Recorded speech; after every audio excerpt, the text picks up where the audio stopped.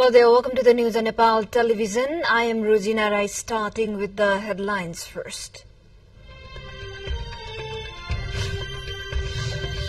Election Commission enforces the code of conduct for the upcoming National Assembly election from today.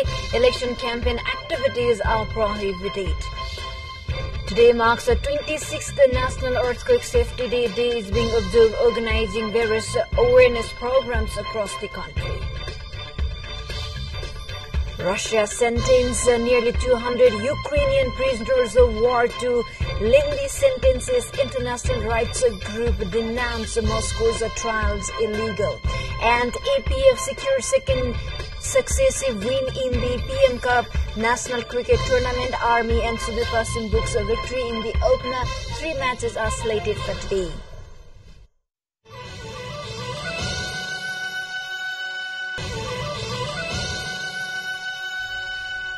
Welcome back. Now news in detail. The Election Commission has implemented the Code of Conduct for the upcoming National Assembly election starting from today. The regulation effective from January 16 to 26 applies to all body concerned.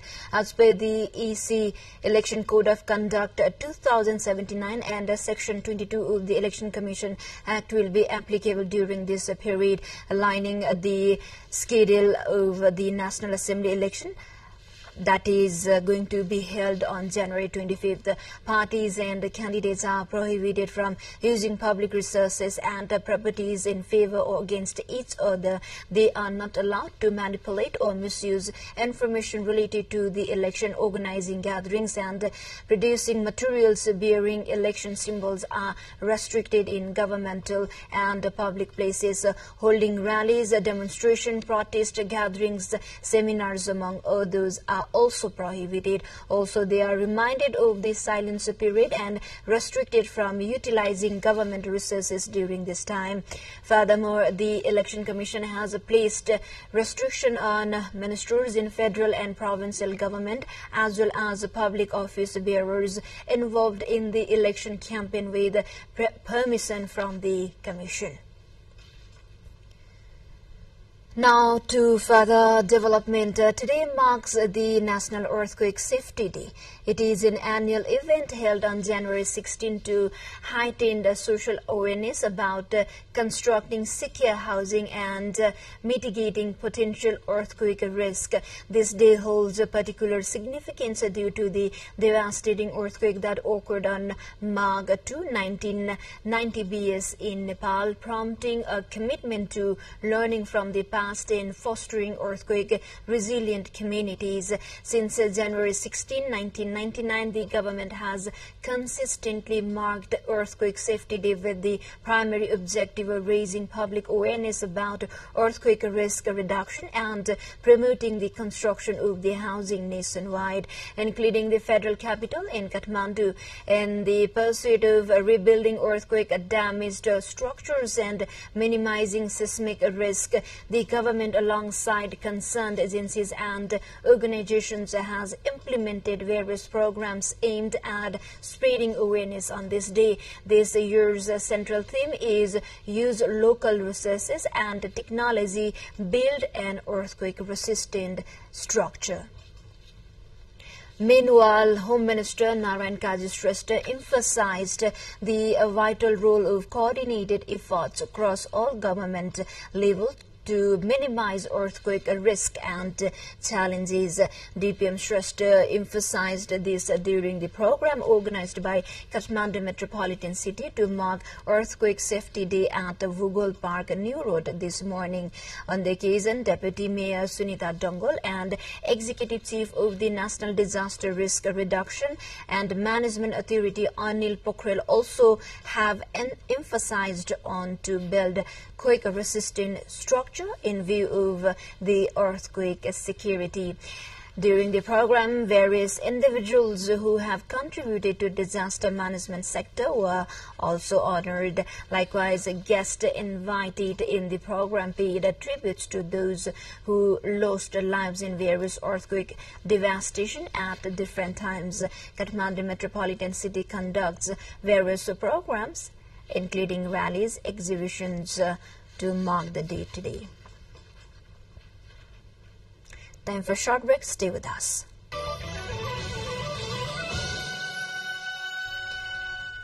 Welcome back. You're watching Nepal Television News. Now we have remaining national and international updates. A month-long Makar Mela has kicked off at Dhanusa Dham. The Makar Mela observed every Sunday and Tuesday in the month of Magh as per lunar calendar bears historic and religious significance. Dhanusa Dham is located on the northeast belt of Dhanusa district, where large number of devotees from across the country and abroad visit during the religious fair, according to local Nityananda Mandal. It is believed that during the Treta Yuga, one of the splinters of the bow lifted and broken by Lord Rama during his marriage was dropped at Dhanusa Dham. The bow was lifted by Lord Rama amid Swayamvar before his marriage with Sita, daughter of King Janak. Dhanusa Baba temple is also built there. The Dhanusa Dham is some 19 kilometers in the northeast of Janakpur Dham. Now to international updates.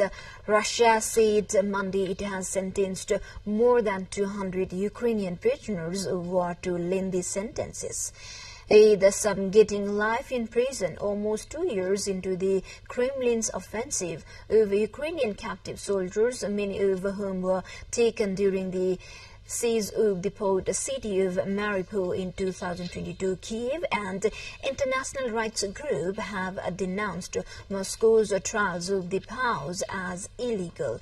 Many of the Ukrainian prisoners of war have been held in Russian-occupied eastern Ukraine, while others were taken to Russia. Former United States President Donald Trump has decisively won the Iowa caucus, cementing his Republican frontrunner status as he bids to retake the White House in 2024. Trump beat former U.S. Ambassador to the United Nations Nikki Haley and Florida Governor Ron DeSantis in a widely expected result on Monday, taking him a step closer to securing a third consecutive nomination for the presidency. Trump won at least 17 of 40 delegates, with Haley and DeSantis taking 5 each. Provisional tallies showed that with the U.S. media outlets calling the statewide contest about 30 minutes after the start of voting. Trump's commanding victory points to his continuing dominance over the Republican Party, even as he faces mounting legal risks, including for criminal indictments. Time for a short break again. Stay with us.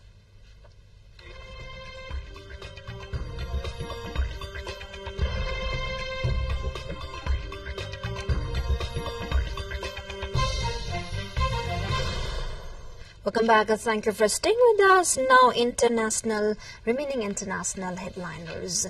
Torrential rains that turned avenues into rivers have killed at least 12 people in Brazil. The storm hit northern parts of Rio de Janeiro particularly hard, the fire department said on Sunday. People in the area died in landslides, drownings, and electrocutions. Water from the storm reached the roofs of cars on some stretches of Avenida de Brazil, a major thoroughfare in the city. Mayor Eduardo Paes decreed that situation an emergency and urged people to stay at home for their own safety and to avoid disrupting rescue and recovery efforts. A dozen bus lines shut down and several metro stations were closed because of water on the tracks. Now to Peru. Spanish energy giant Repsol faces a class action lawsuit with 30,000 alleged victims in Peru stemming from a major oil spill in 2022. The law firm representing the class said on Monday as a small protest marked 2 years since the incident. The class action lawsuit is asking for $1 billion judgment, local media reported. The oil spill is deemed one of Peru's worst ever ecological disaster after over 10,000 barrels of oil were dumped into the Pacific Ocean and beaches by the Repsol-owned La Pamela refinery. The spill, some 66 miles, 106 kilometers of the Peru's central Pacific coastline, according to Repsol's own tally, while causing significant damage to local fishing and tourist businesses, as well as killing over scores of birds and marine life there. To the more updates, before that,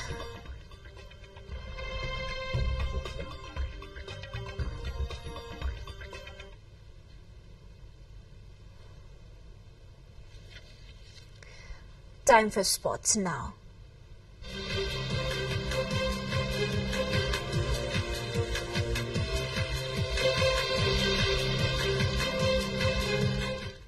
Three matches are scheduled for today under the ongoing Prime Minister Cup National Cricket Tournament.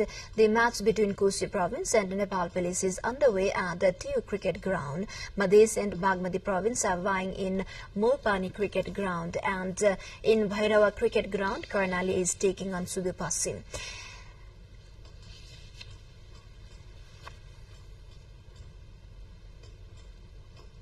All-year Armed Police Force APF secured its second consecutive win in the PM Cup One-Day National Cricket Tournament with a 6-wicket victory over Kosi Province.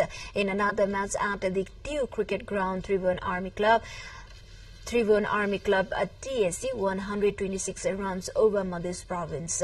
Similarly, in another match, Sudupasim Province won their first match against Lumbini Province by 5 wickets yesterday.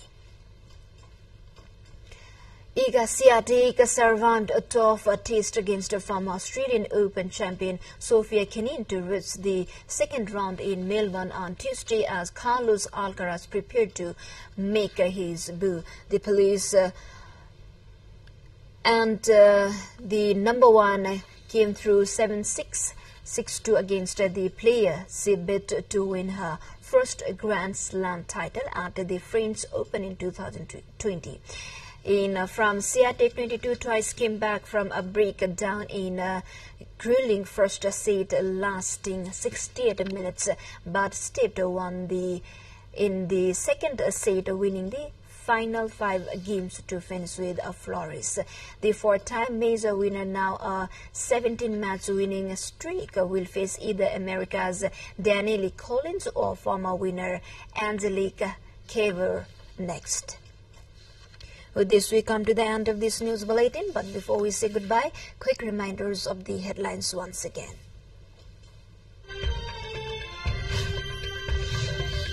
Election Commission enforces the Code of Conduct for the upcoming National Assembly elections. From today, election campaign activities are prohibited. Today marks the 26th National Earthquake Safety Day. Day is being observed organizing various awareness programs across the country. Russia sentenced nearly 200 Ukrainian prisoners of war to lengthy sentences. International rights groups denounce Moscow's trial illegal. And APF secured second consecutive victory in the PM Cup National Cricket Tournament. Army and Sudupasim books a victory in the opener. 3 matches slated for today. Well, this is all we have for this moment. Until our next bulletin, have a good day ahead. Keep watching Nepal Television. Namaste.